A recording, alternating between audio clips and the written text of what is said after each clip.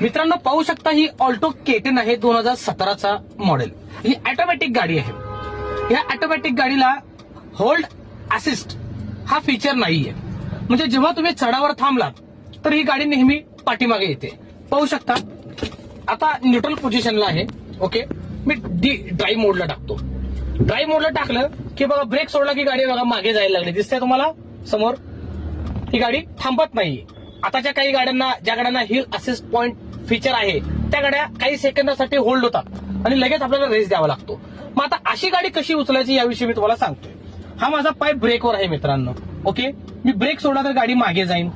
एक तर तुम्हाला काय करायचं आहे, ड्राईव्ह मोडला टाकून ब्रेक सोडून पटकन रेस द्यायचा आहे.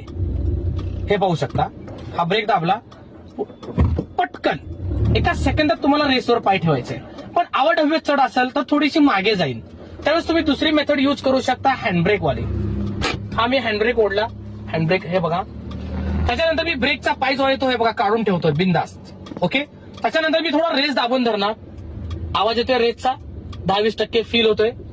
मी लगेच हँडब्रेक हे पाहू शकता रिलीज करणार हळूहळू हळूहळू आणि गाडी हळूहळू पुढे जायला लागणार. पुन्हा दाखवतोय मित्रांनो, हा ब्रेक दाबला, हँडब्रेक ओढला, मी ब्रेकचा पाय बिंदास काढतोय, गाडी मागे जात नाहीये.